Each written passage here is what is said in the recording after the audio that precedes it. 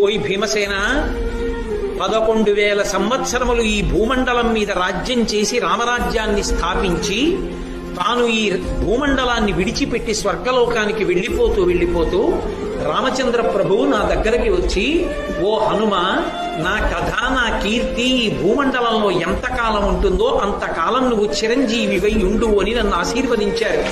కాబట్టి నేను ఈ గంధమాదన పర్వతం మీద గుహలో పడుకుని ఉంటాను. ఓ భీమసేన, నేనే హనుమంతుడు. హనుమ 100 యోజనములు దాటారన్నావే, నేనే. నువ్వు నాకు సోదరుడివి, మన ఇద్దరం వాయుపుత్రులం. కాబట్టి నిన్ను చూడటం వల్ల నేను చాలా ధన్యుణ్ణయ్యానయ్యా, చాలా సంతోషం పొందాను. భీముడు కూడా అన్నాడు, మహానుభావ, మీ వంటి వారి దర్శనం అవడం అంటే మాటలా? అందుకొచ్చింది ఆ సౌగంధికా పుష్పం.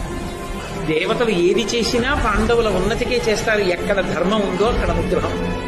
గాలికి పువ్వు వచ్చినా అనుగ్రహానికే వస్తుంది.